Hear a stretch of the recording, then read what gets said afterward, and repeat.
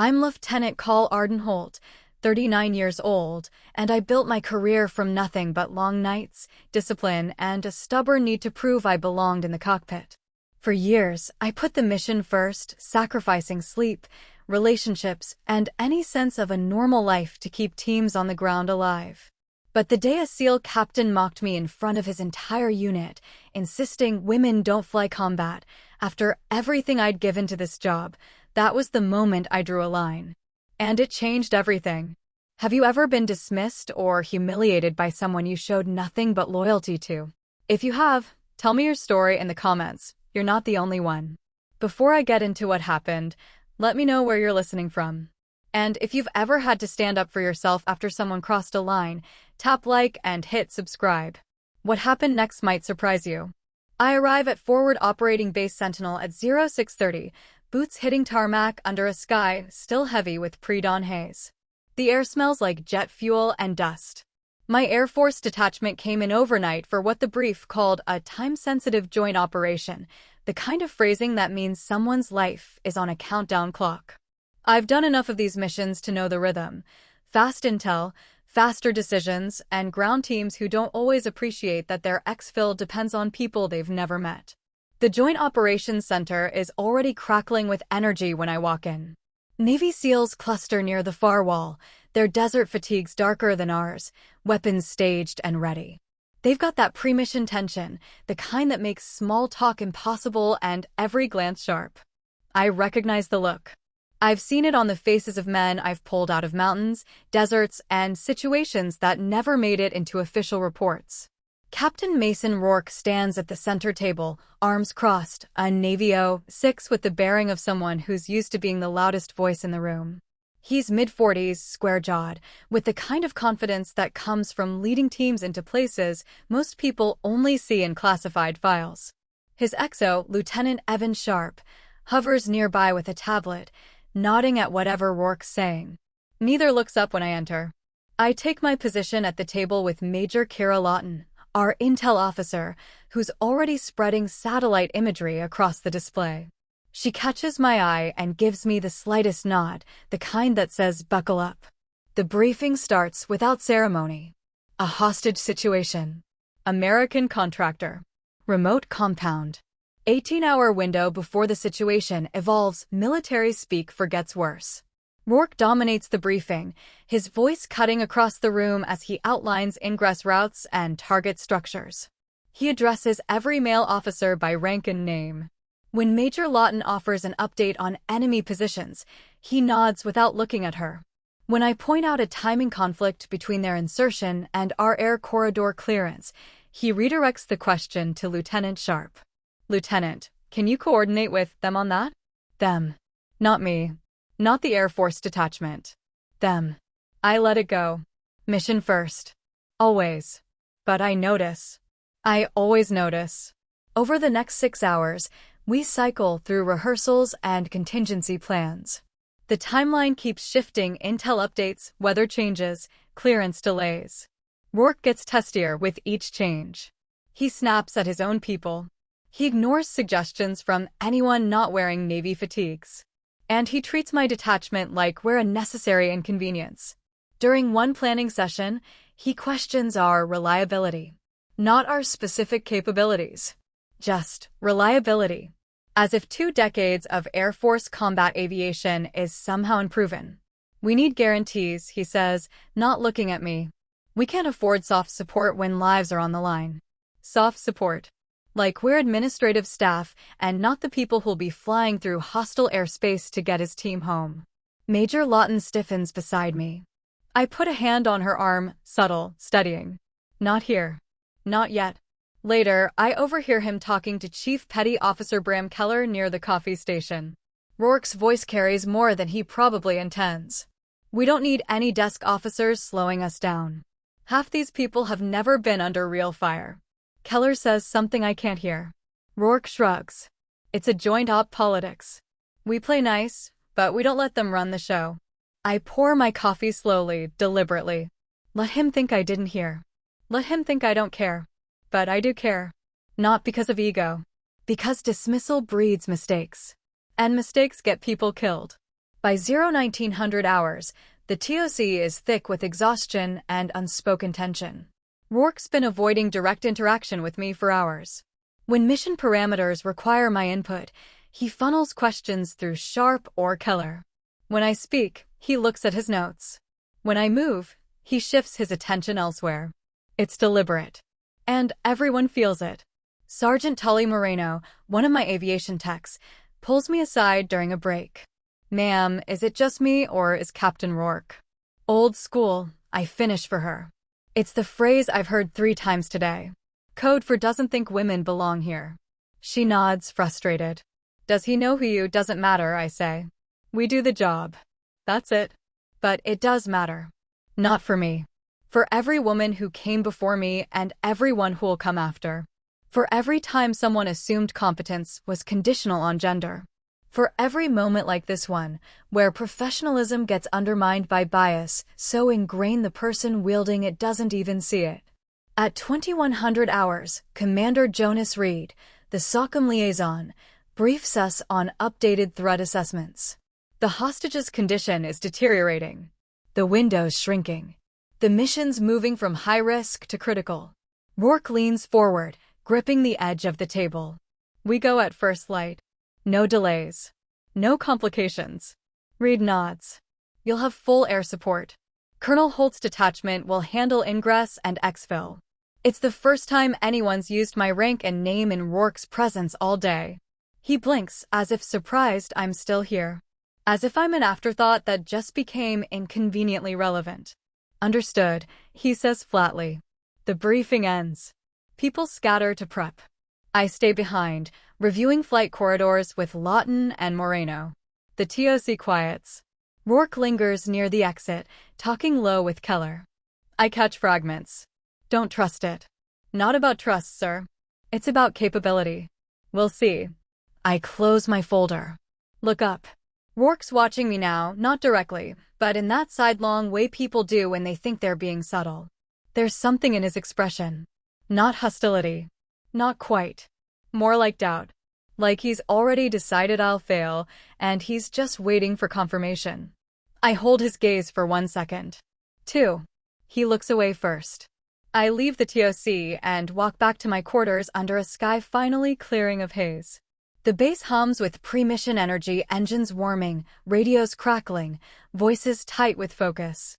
I've been here before. I'll be here again. But something about tonight feels different. Something's building. A pressure point. A moment where the unspoken becomes unavoidable. I don't know when it'll hit. But I know it's coming. And I know I'll be ready. The call comes at 04:15. I'm already awake, dressed, reviewing flight data when Moreno bursts into my quarters, breathless. "Ma'am," they moved the window. "Insertions at 0600. They need someone in the TOC now." I'm moving before she finishes. Boots laced, gear secured, headset clipped. The hallways are chaos, people running, shouting, the kind of controlled panic that happens when timelines collapse. I hit the TOC at 0422 and walk straight into a storm. Captain Rourke is standing in the center of the room, face red, voice loud enough to rattle the walls. "I need a combat pilot with classified clearance now. We've got a 12-minute window for corridor approval and no one's giving me answers." Officers scramble. Radios squawk. Sharp's on a headset, talking fast. Keller's pulling up maps. Everyone's moving except Rourke, who's standing there like a thunderstorm looking for a target. I step forward. Calm. Steady. Exactly the way I've stepped forward 1,000 times before. "Lieutenant Colonel Holt. Air Force. I have the clearance." The room doesn't just go quiet. It goes silent. The kind of silence where even breathing feels loud. Rourke turns. Looks at me. And laughs. It's not a chuckle. It's a full, loud, performative laugh, the kind meant to humiliate. "You." He shakes his head, smirking. "You've got to be kidding me." I don't move. Don't react. Just stand there, waiting. He steps closer, arms crossed, voice dripping with condescension. "Women don't fly combat, sweetheart. This isn't a training exercise. This is real. Sit down before you embarrass yourself." The room is frozen. Sharp staring at his boots. Keller's jaw is tight. Major Lawton looks like she's about to intervene, but I catch her eye and give the smallest shake of my head. Not yet. Rourke's still talking, enjoying himself now. You ever even been under fire, ma'am? The way he says ma'am makes it sound like an insult. You ever pulled a team out of a hot zone? Or do you just fly desk routes and call it service? I let him finish. Let him have his moment. Let him think he's won. Then I speak. Quiet. Even. Unshakable. You need a pilot with Tier 1 clearance for restricted corridors. I'm the only one in this room without authority. He scoffs. I need someone who can actually do the job. Then you need me. His smirk falters. Just slightly. He looks around the room, as if expecting someone to back him up. No one does. Even his own people are looking away. He turns back to me, voice sharp. Fine. Call sign. Let's hear it. He thinks he's got me. Thinks I'll say something generic, something forgettable. Thinks this is where I fold. I hold his gaze. Let the moment stretch. Then I answer. Valkyrie 0. The effect is immediate. His face goes pale, not pink, not flushed. Pale. Like someone just pulled the ground out from under him. Behind him, 2 of his seals straighten. One whispers, holy hell. Chief Keller's eyes widen. He knows. He was there. Rourke's staring at me like he's seeing me for the first time. Like every assumption he made just shattered. Because Valkyrie 0 isn't just a call sign. It's a legend. The pilot who flew into a zero-visibility mountain extraction 2 years ago when everyone else said it was impossible. The pilot who pulled 8 men out of a collapsing LZ under enemy fire.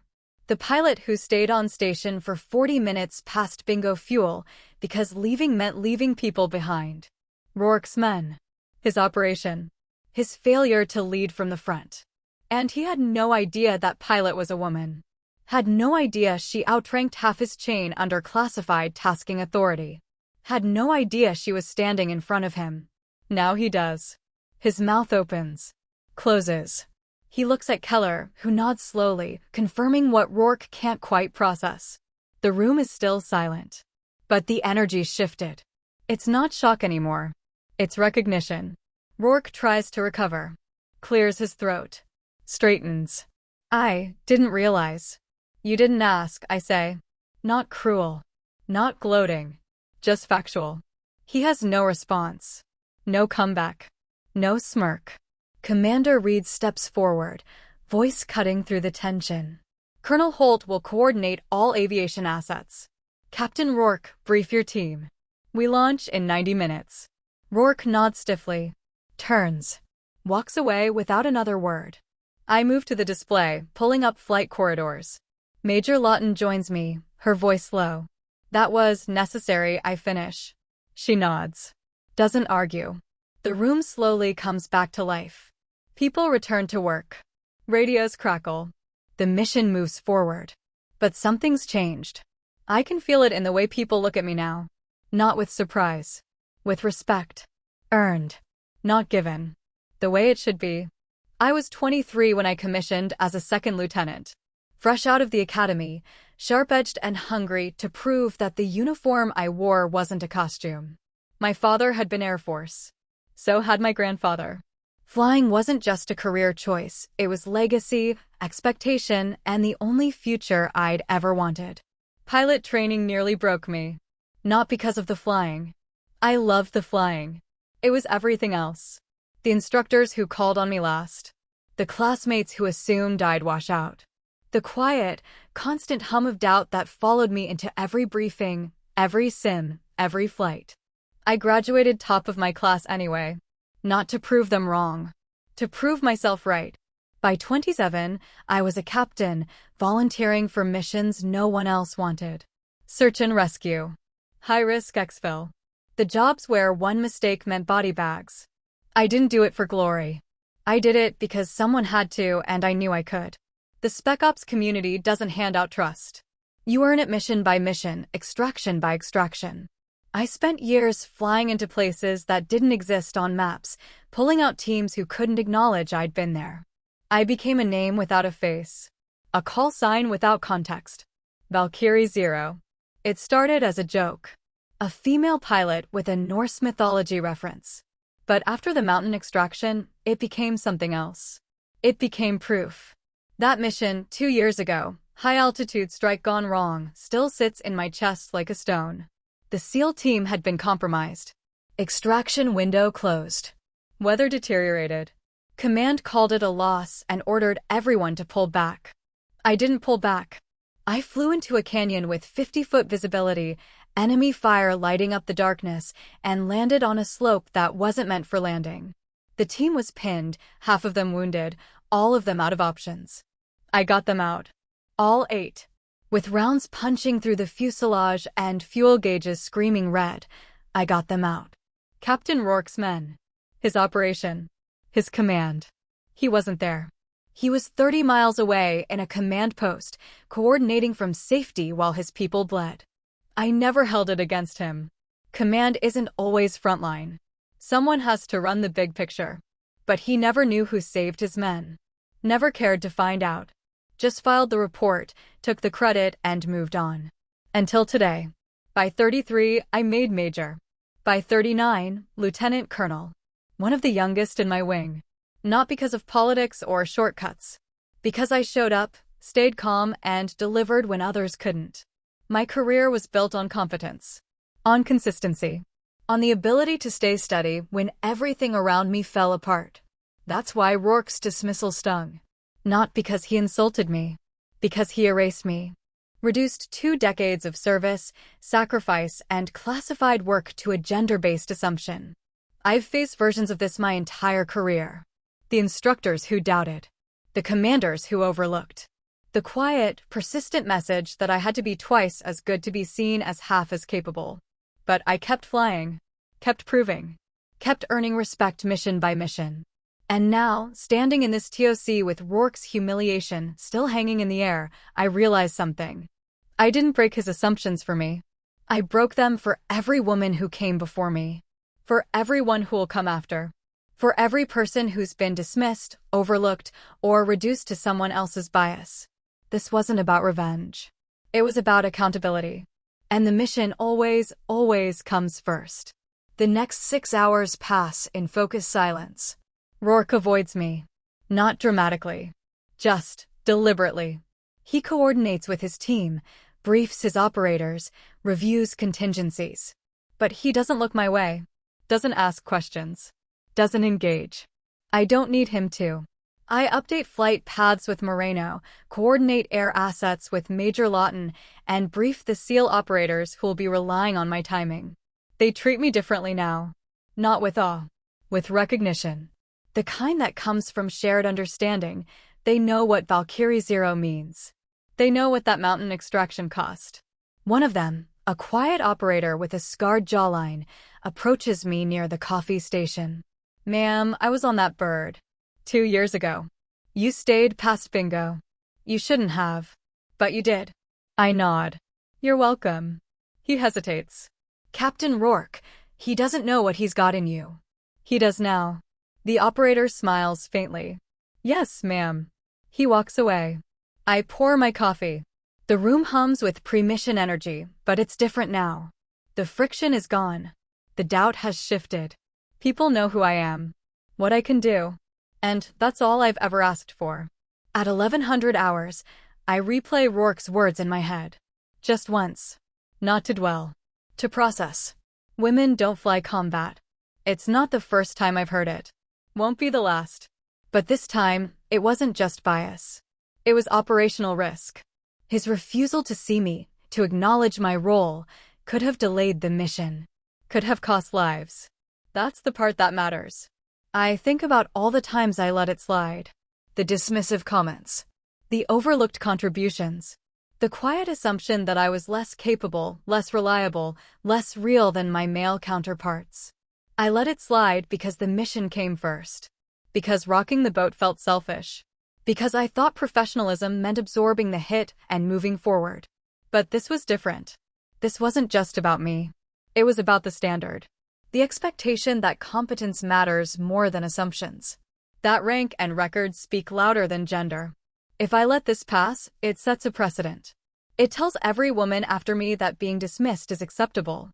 That silence is the price of acceptance. I won't pay that price. Not anymore. At 1300 hours, the mission clock ticks down. Focus comes back easily. It always does. The doubts, the insults, the humiliation, they fade into background noise when lives are on the line. I review the final flight plan with Commander Reed. He's thorough, precise, asking the right questions. He doesn't treat me differently.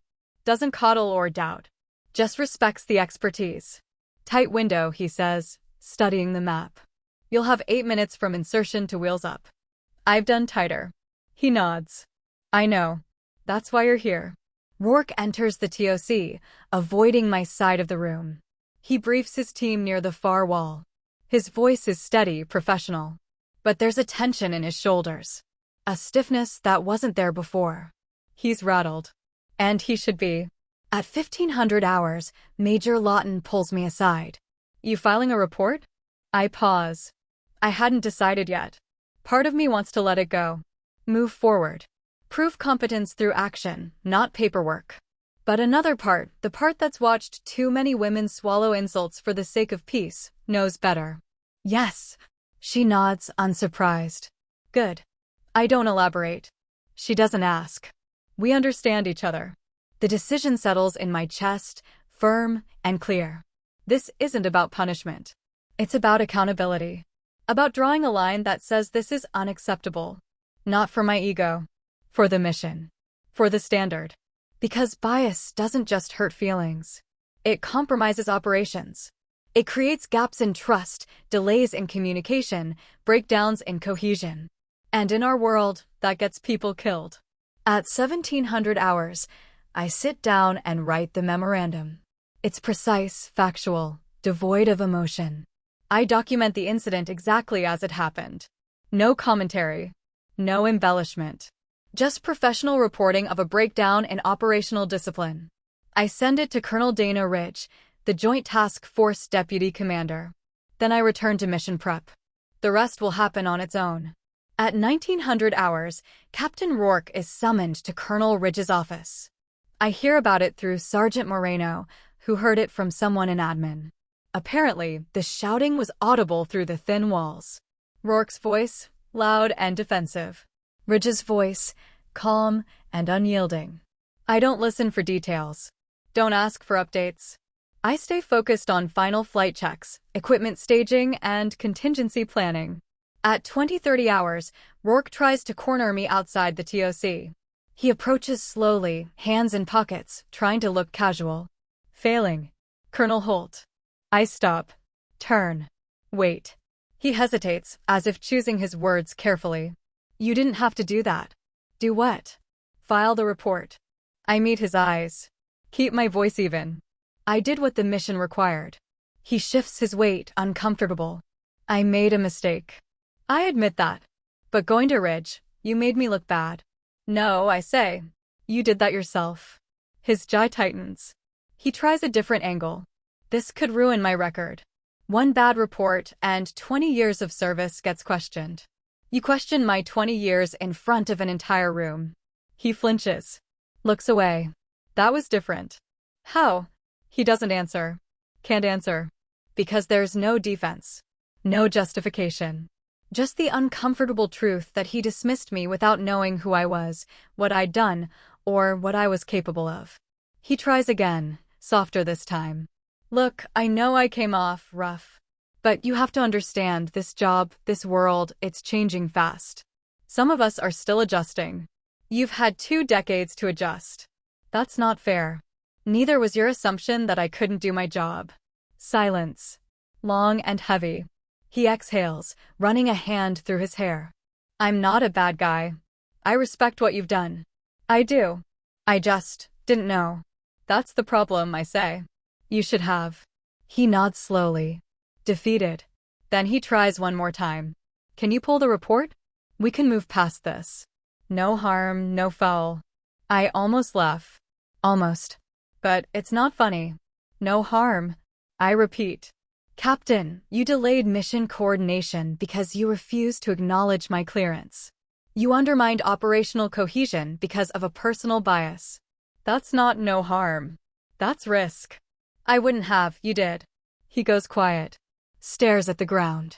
I soften my voice slightly, not to comfort him, to make sure he hears me. This isn't personal. It's professional. You created a gap in the command structure. I reported it. That's how accountability works. He looks up, searching my face for something sympathy maybe. Understanding. He doesn't find it. Understood, he says finally, voice tight. He turns and walks away. Shoulders hunched. Defeated. I watch him go, feeling no satisfaction. No triumph. Just a quiet certainty that I did the right thing. At 0200 hours, Colonel Ridge pulls me aside before final mission brief. Your report was thorough, she says. And necessary. I nod. Thank you, ma'am. Captain Rourke is being reassigned for this phase. You'll coordinate directly with Chief Keller and Commander Reed for tactical air support. It's not punishment. It's risk mitigation. A recognition that Rourke's behavior created a gap, and gaps get people killed. Ridge studies me for a moment. You handled this well. A lot of officers would have let it slide. A lot of officers aren't responsible for getting people home alive. She almost smiles. True. The brief ends. I return to my team. The mission moves forward. And Captain Rourke watches from the sidelines, stripped of control, forced to confront the gap between his pride and my performance. The mission launches at 0545. Perfect timing. Clear skies. Optimal visibility. I pilot the lead aircraft, coordinating a three-bird formation through the ingress corridor. The route's tight, mountain passes, narrow windows, zero margin for error. But I've flown tighter. I've flown worse. The SEAL team inserts at 0612. Smooth. Clean. Chief Keller's voice crackles over comms. Valkyrie 0, package delivered. Standing by. Copy. On station. I hold position 3 clicks out, monitoring enemy movement on thermals.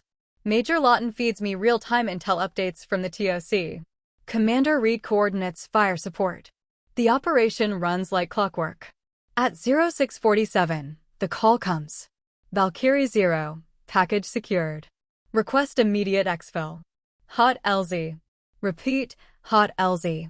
Copy. Inbound. I bank hard, dropping altitude fast.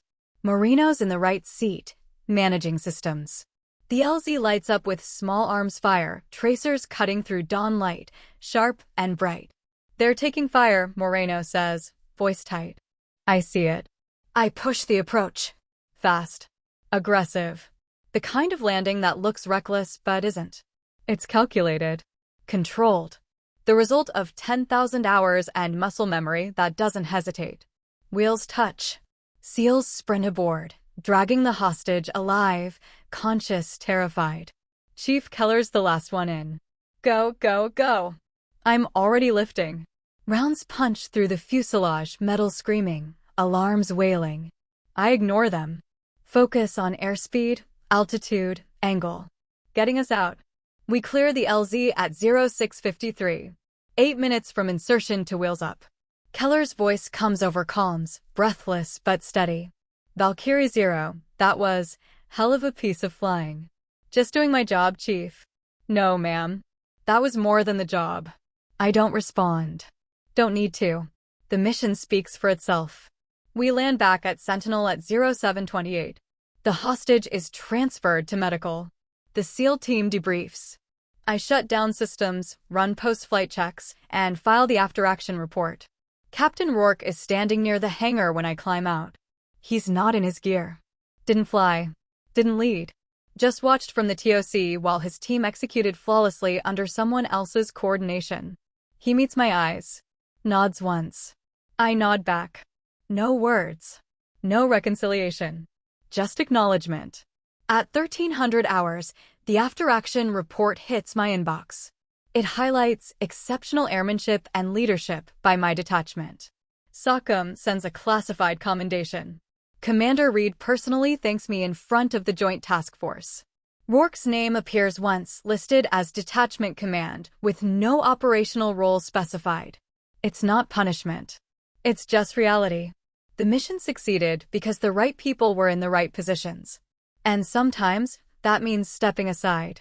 My career stabilizes with a new sense of authority. Not granted. Earned. And Captain Rourke's begins to fray. Not ruined. Just quietly sidelined. The way it should be. 3 days later, Captain Rourke approaches me in the TOC. The room's quieter now, post-mission energy fading into routine. He looks different, less rigid, less defensive. Almost contrite. Colonel Holt. Can I have a minute? I glance up from my reports. Go ahead. He shifts his weight, uncomfortable. This isn't a man used to apologizing. We started off wrong, he says carefully. I didn't know who you were. That was the problem. He nods slowly, absorbing the correction. You're right. I should have asked. Should have done my homework. I wait. Let him finish. Your record's impressive. Really impressive.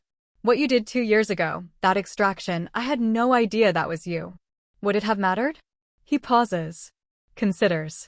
It should have. But it didn't. Another pause. Longer this time. He knows where this is going.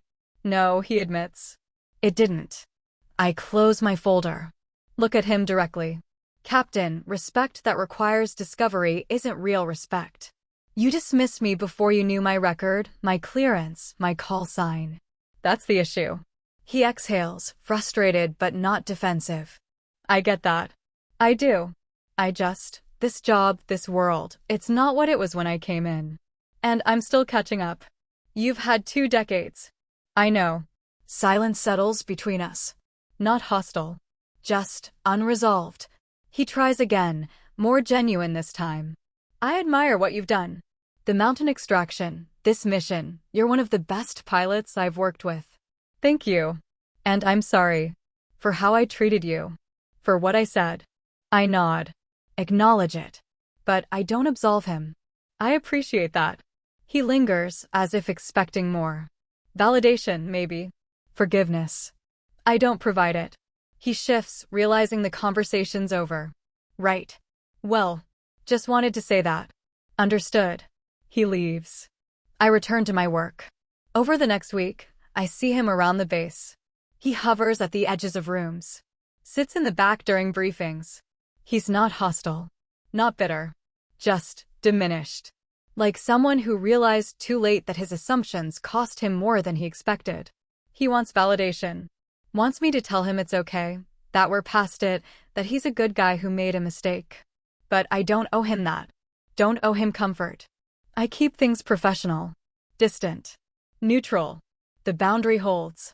At one briefing, he tries to contribute an idea. It's solid, tactical, well-considered.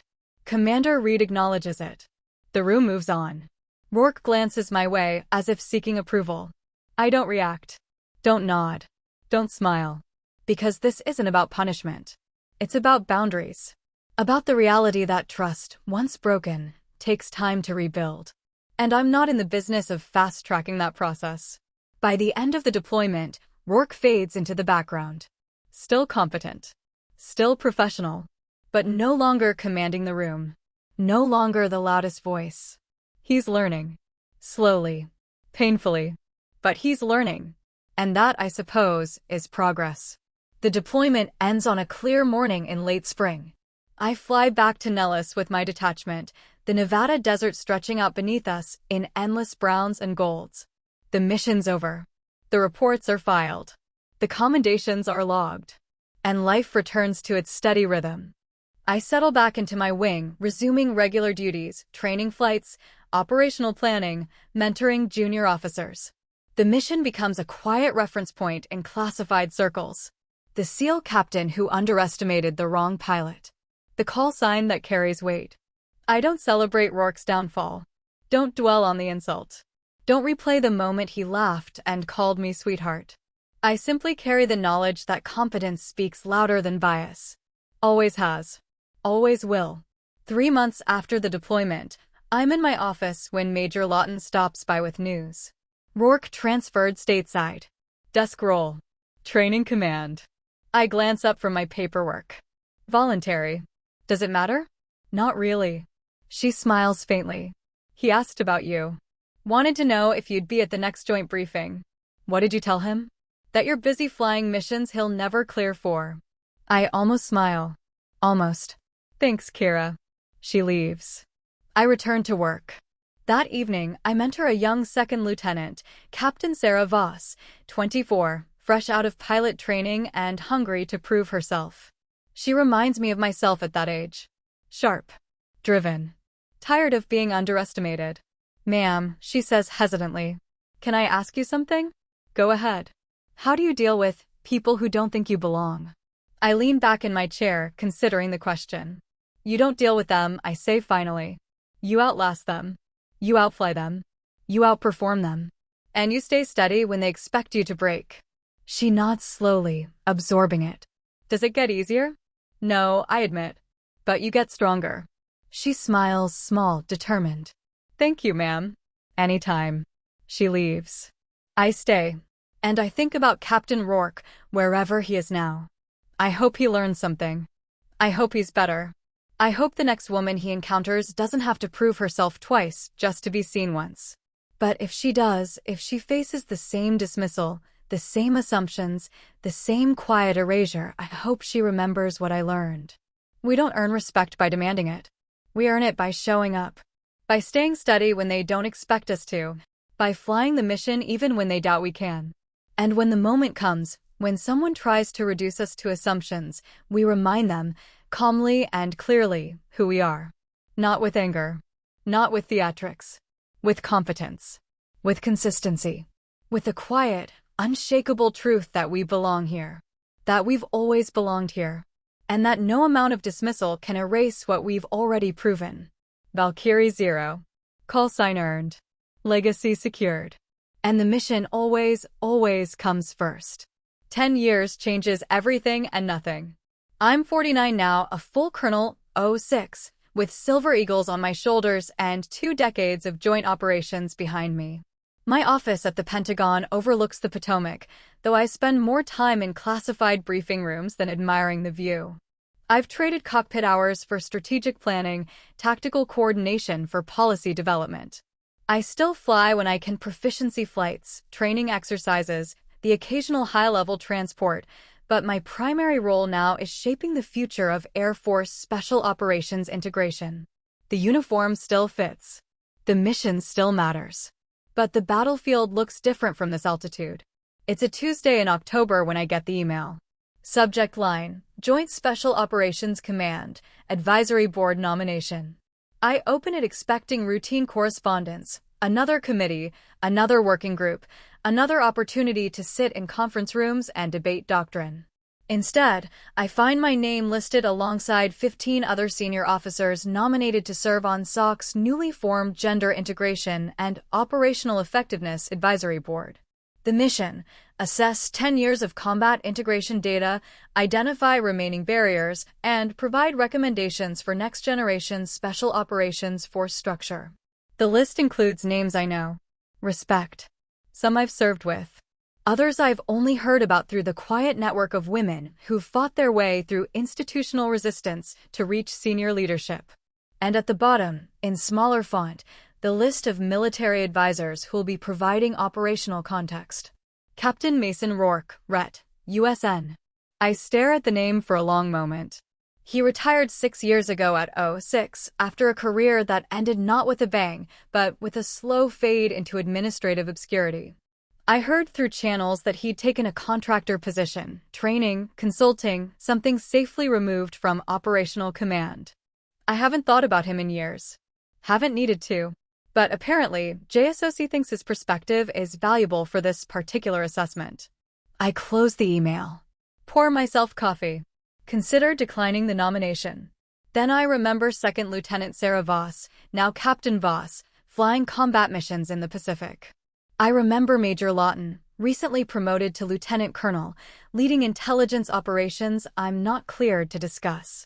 I remember Sergeant Moreno, now a Chief Master Sergeant, mentoring the next generation of aviation technicians. I remember every woman who came before me and everyone who'll come after. I accept the nomination. The first board meeting convenes 3 weeks later at MacDill Air Force Base in Tampa, home of Special Operations Command. The conference room is sleek, modern, climate-controlled to the point of being cold. 16 senior officers, 10 women, 6 men, representing Army, Navy, Air Force, and Marines. Experience ranging from combat aviation to ground operations to intelligence to logistics. We're the generation that integrated, that fought, that proved it could be done. Now we're being asked to evaluate whether it worked. The morning session focuses on data, retention rates, performance metrics, injury statistics, disciplinary actions. The numbers tell a story of slow, steady progress punctuated by persistent gaps. Women are serving, succeeding, leading, but still underrepresented in certain specialties, still facing higher attrition rates in some training pipelines, still navigating cultural barriers that statistics can only hint at. Lunch is served in an adjacent room. I'm discussing recruitment challenges with an Army colonel when I see him. Mason Rourke looks older. His hair's more gray than brown, his face carrying lines that weren't there a decade ago. He's dressed in business casual khakis, polo shirt, contractor badge clipped to his belt. He's talking with 2 Navy officers, gesturing as he makes some point about training protocols. He glances up, sees me, freezes mid-sentence. I nod once, professional acknowledgement, nothing more, and return to my conversation. When I look back, he's gone. The afternoon session brings in the advisors. Rourke sits 3 chairs down from me, carefully avoiding eye contact. The session lead, a 2-star Army general named Patricia Kern, introduces the format. Advisors will share operational experiences, board members will ask clarifying questions, and will synthesize findings into preliminary recommendations. The first advisor is a former Green Beret, now teaching at the War College. He talks about cultural shift in Army Special Forces, the initial resistance, the gradual acceptance, the current state where gender is increasingly irrelevant compared to capability. The second is a retired Air Force pararescueman who trained the first female PJs. He's blunt, data-driven, unapologetic about both the challenges and the successes. Then it's Rourke's turn. He stands, clears his throat, and begins. His voice is steady but lacks the commanding presence I remember. He talks about SEAL training evolution, integration challenges, the importance of maintaining standards while eliminating bias. He's careful, measured, hitting all the right talking points. But there's something missing, something hollow. Halfway through his presentation, General Kern interrupts. Captain Rourke, your file indicates you had, let's call it a mixed record on integration issues during your active duty career. Can you speak to how your perspective has evolved? The room goes quiet. Rourke's face flushes slightly. Yes, ma'am. I can. He pauses, gathering himself. Early in my career, I held certain assumptions about combat roles and gender. Those assumptions were based on limited experience and, frankly, on biases I didn't recognize I had. He's rehearsed this. But there's something genuine underneath. Over time, through both positive and negative experiences, I came to understand that those assumptions were wrong. Not just politically incorrect, operationally wrong. I witnessed female pilots, ED techs, and other specialists perform at levels that contradicted everything I thought I knew. He glances briefly in my direction. I keep my expression neutral. My role now is partly corrective. I work with commands to identify and eliminate the kind of thinking I once represented, to help senior leaders avoid the mistakes I made. General Kern nods. And what was the catalyst for that shift? Rourke hesitates. This part isn't rehearsed. A mission in 2015. Joint operation. I publicly dismissed a senior Air Force officer based on gender assumptions. She was not only more qualified than I'd assumed, she was the pilot who'd previously saved men under my command. I didn't know because I'd never asked. Never cared to find out. The room is very quiet now. Several board members glance at me. I remain still. That officer filed a formal report. I was reassigned. My career trajectory changed. And I was angry about it for a long time. He pauses. But she was right. My bias created operational risk. It undermined unit cohesion. And if I'd been in command during a critical phase, people could have died because I refused to acknowledge her expertise. General Kern leans forward. That officer. Is she here? Rourke nods slowly. Yes, ma'am. Every eye in the room turns to me. I meet Rourke's gaze. Hold it. Say nothing. General Kern looks at me. Colonel Holt. Would you like to add anything? I consider. The room waits.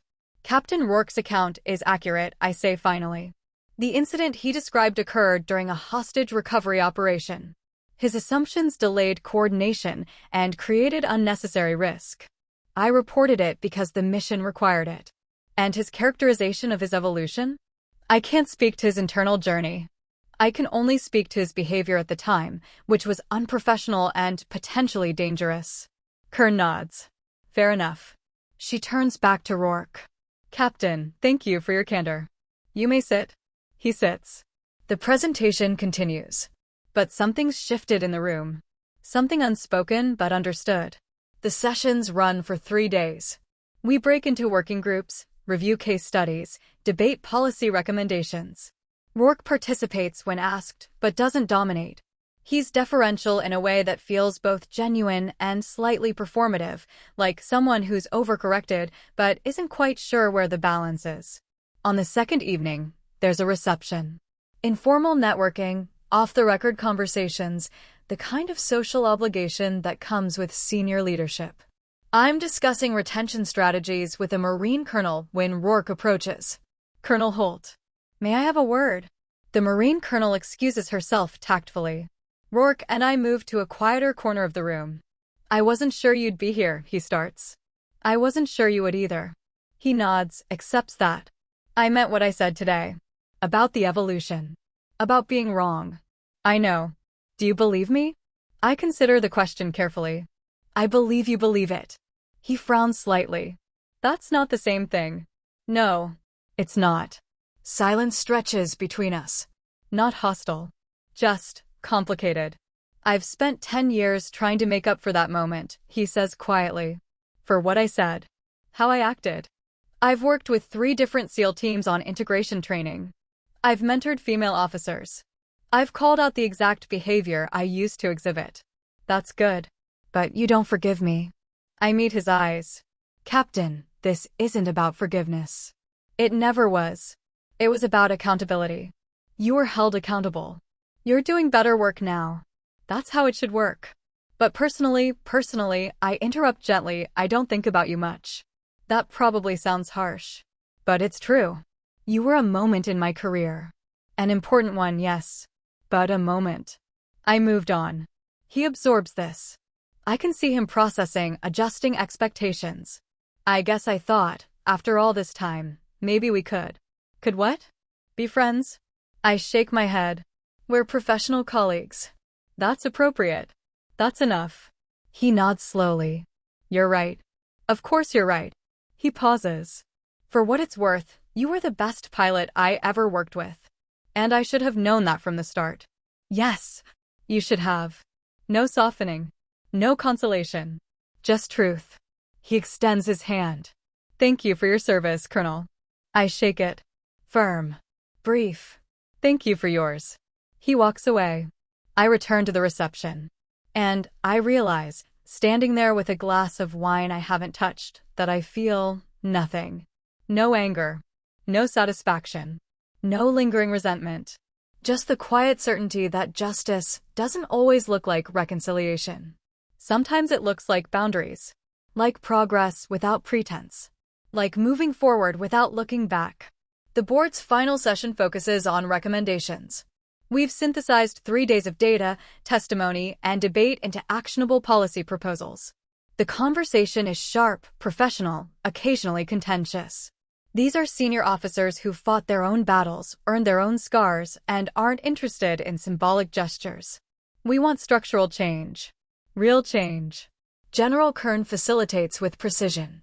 Let's address the elephant in the room, cultural resistance. We can change policy all we want, but if commanders on the ground don't buy in, nothing moves. An Army colonel speaks up. The data shows resistance correlates with generation and exposure.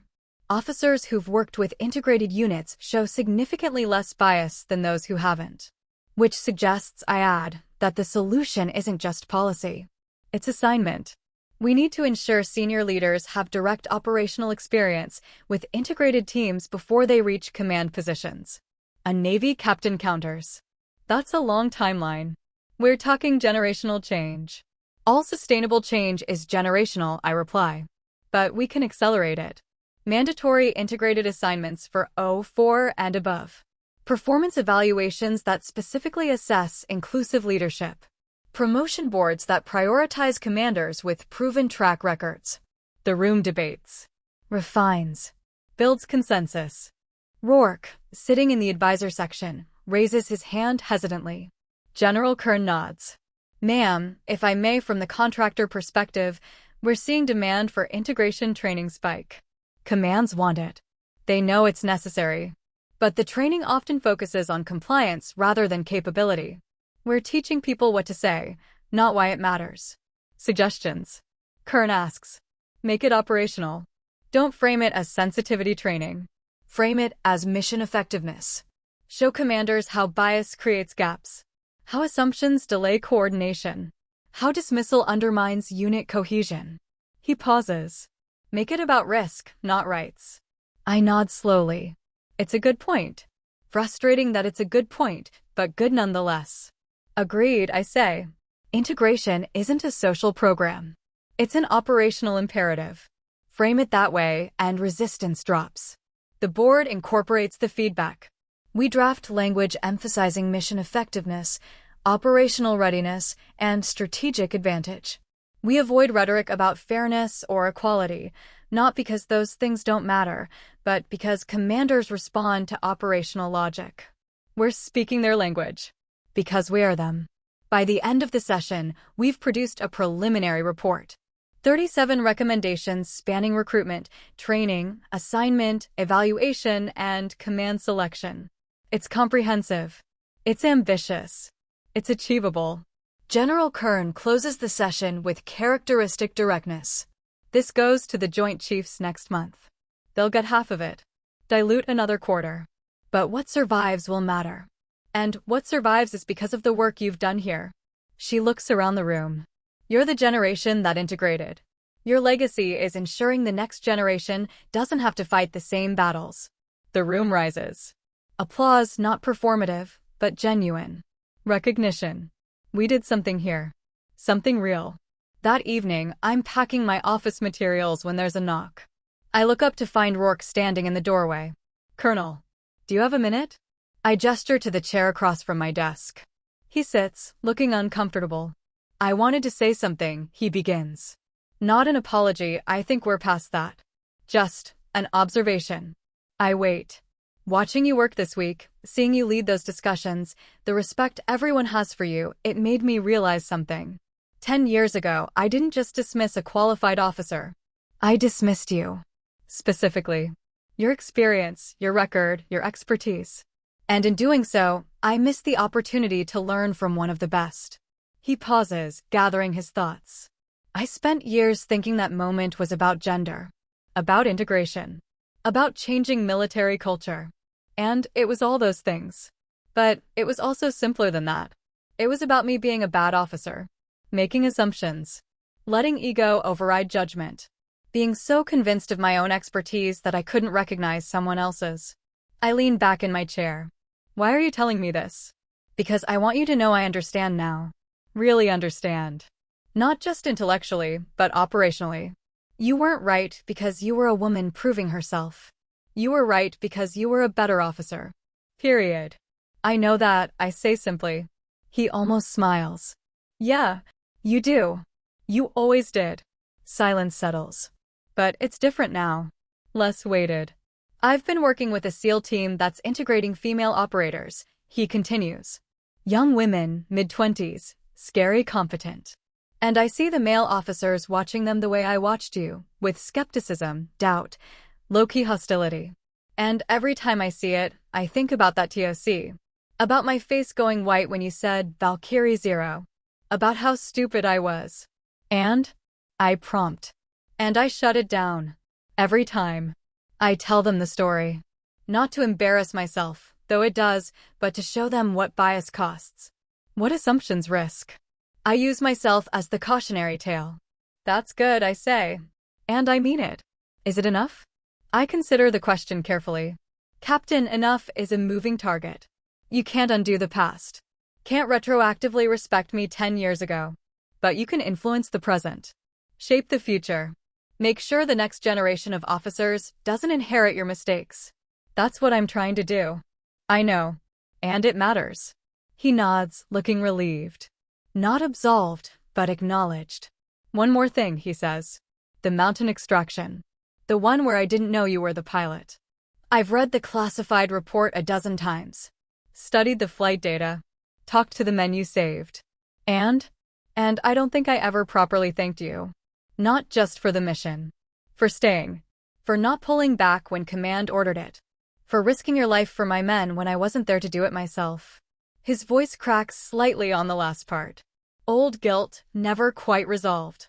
You don't need to thank me, I say. That's the job. Still. Thank you. I nod. Accept it. You're welcome. He stands, extends his hand again. This time, the handshake feels different. Not quite friendship. Not quite forgiveness.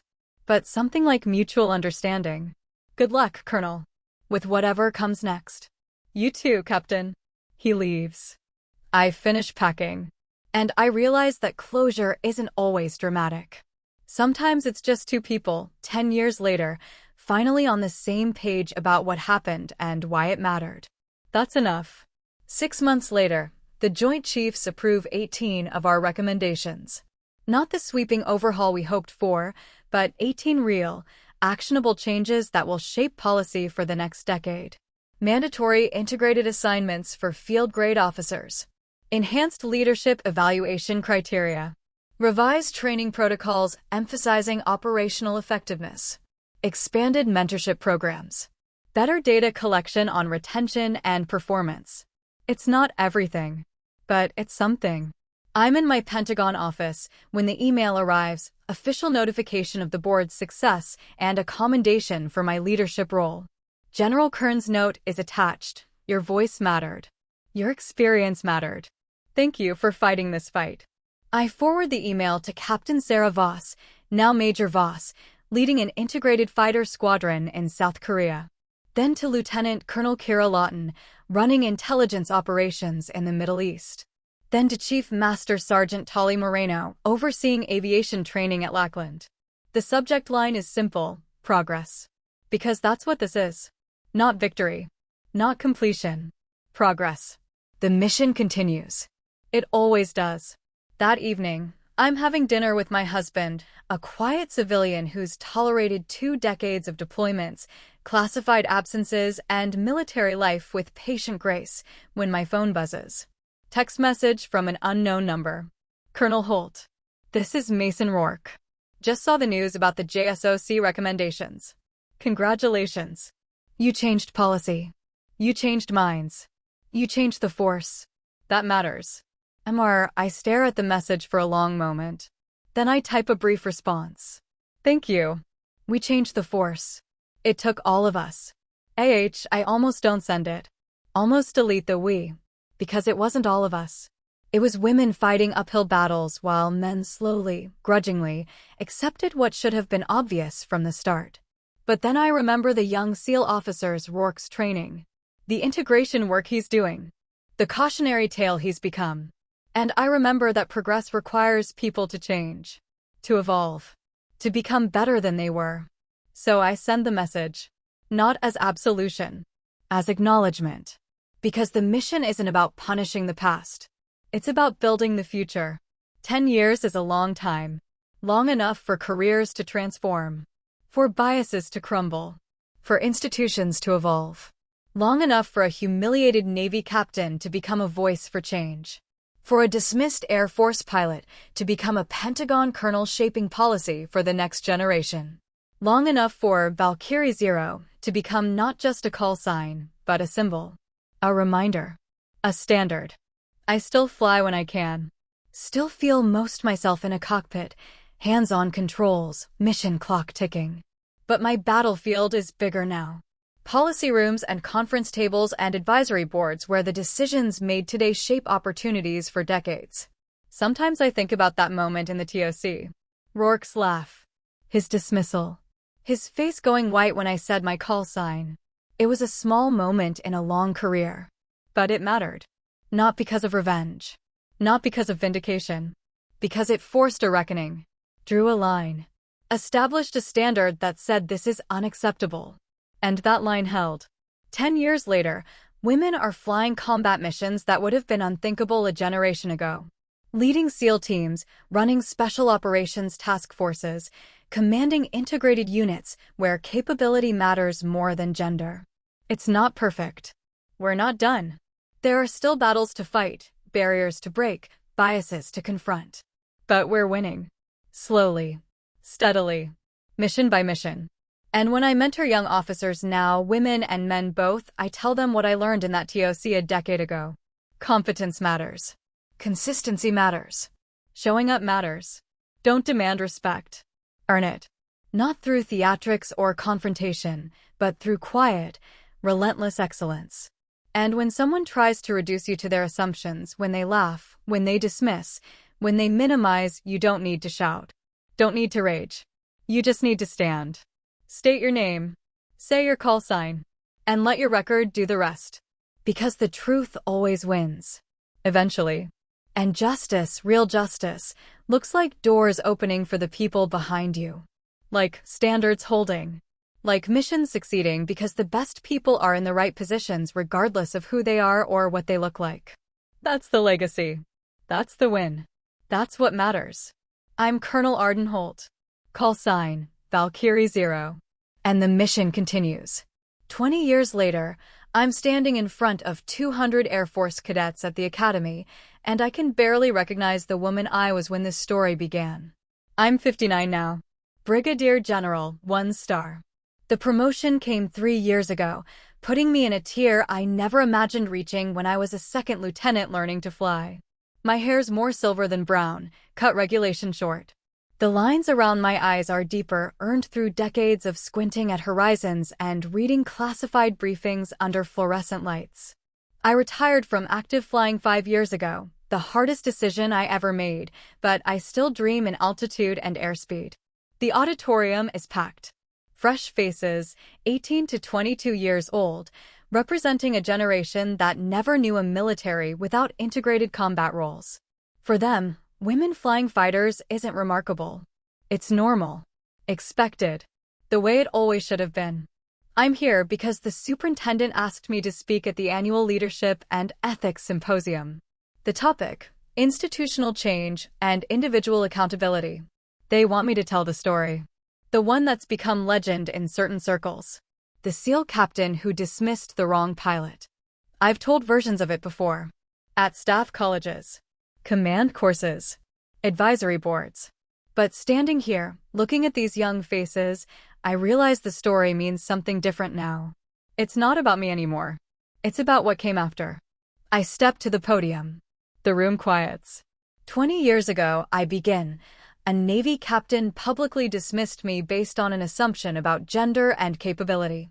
He laughed when I stood up to brief a combat mission. Told me women don't fly combat. Asked for my call sign expecting something he could mock. I pause. Let them absorb it. When I answered Valkyrie 0, his face went white.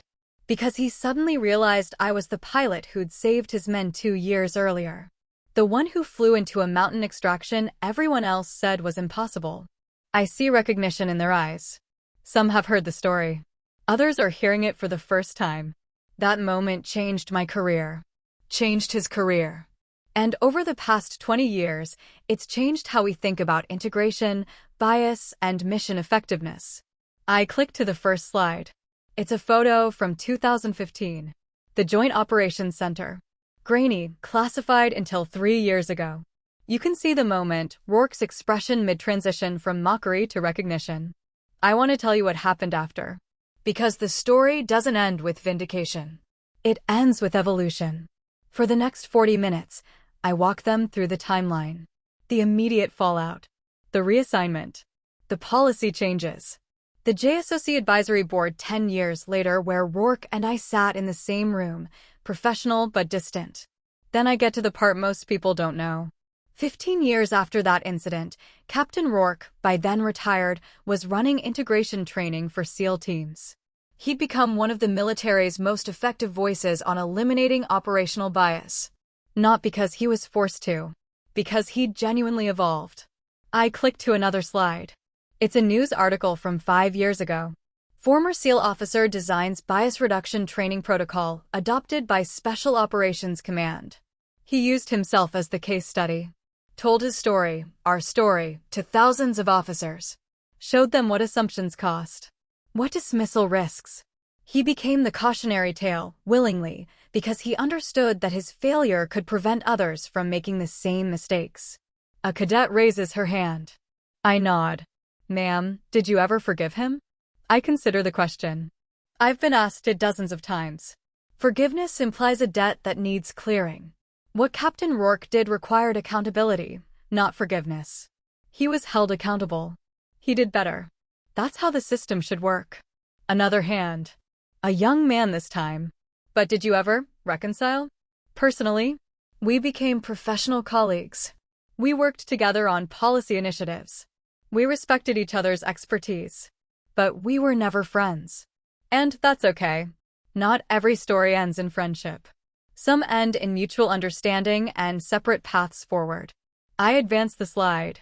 It shows statistics, retention rates, performance metrics, promotion timelines for women in combat roles over the past 20 years. The trajectory is upward. Not perfect. Not equal yet. But undeniably better. The point isn't individual redemption. It's institutional progress. One officer's evolution contributed to systemic change that's benefited thousands of service members. After the presentation, cadets cluster around with questions. Most want career advice. Some want to hear more details about the mountain extraction. A few want to know how I dealt with doubt, discrimination, the constant pressure to prove myself. I answer honestly. Tell them it never gets easy, just familiar. That competence is your best defense. That boundaries matter as much as performance. One cadet, a young woman with sharp eyes and a firm handshake, waits until the others disperse. General Holt, ma'am. I'm Cadet First Class Morgan Sharp. I'm commissioning into aviation next year. Sharp. The name registers. Any relation to Lieutenant Evan Sharp? Navy? She nods. My uncle. He was Captain Rourke's XO during that deployment. Small military world. He told me about that day, she continues. Said it was the most uncomfortable he'd ever been in a TOC. Said he knew Captain Rourke was wrong but didn't know how to intervene without undermining his commander. A common dilemma, I say. He said watching you handle it, staying calm, staying professional, then filing the report, taught him more about leadership than his entire O course. I smile slightly. Your uncle became a good officer. Made commander, if I remember correctly. Yes, ma'am.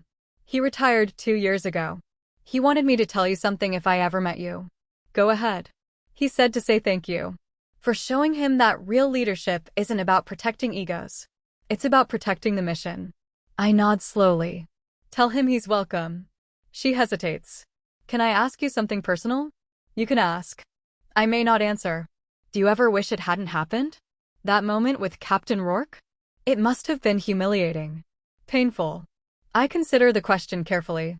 No, I say finally. Because that moment, as difficult as it was, became a catalyst. It forced conversations that needed to happen. It changed policy. It changed careers. And it reminded everyone watching that competence doesn't require permission to exist. But it cost you, she presses. Emotionally. Professionally, at least short term. Yes, it did. But some costs are worth paying. And some fights are worth having. She nods, absorbing this. I hope I have your courage if I face something similar. You won't need courage, I tell her. You'll just need clarity. Know your worth. Know your capability. And when someone tries to diminish it, don't argue. Just prove them wrong. That evening, I'm in my quarters reviewing emails when I see a message from an address I haven't seen in over a decade. Subject, thank you. Sender, Mason Rourke. I almost deleted unread. Then curiosity wins. General Holt, I heard you spoke at the Academy today about institutional change. My niece was in attendance, Morgan Sharp. Her father is my wife's brother, and yes, relation to my former XO. She said your presentation was exceptional. More importantly, she said you told our story with fairness and accuracy. That means more than I can express. I know we haven't spoken in years. I don't expect a response. I just wanted you to know that the work you've done, the policy changes, the mentorship, the leadership, has mattered beyond measure. Thank you for fighting the fight. Thank you for staying steady when others didn't expect you to. And thank you for giving people like me the opportunity to become better.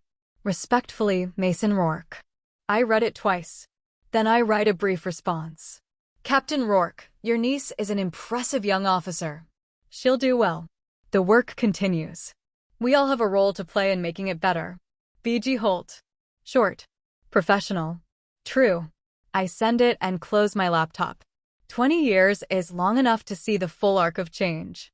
Long enough to watch the impossible become routine. Long enough to see the women I mentored become mentors themselves. Sarah Voss is a colonel now, commanding an entire wing. Kira Lawton retired at 06 and runs a security consulting firm. Tali Moreno became the first female chief master sergeant of a special operations squadron. And across the force, hundreds of women are flying, fighting, leading not as exceptions but as expected. The battles aren't over. There are still barriers, still bias, still moments where women have to prove themselves twice to be seen once. But the trajectory is clear. The progress is real. And when I look back at that moment in the TOC Rourke's laugh, my calm response, the silence that followed, I see it differently now.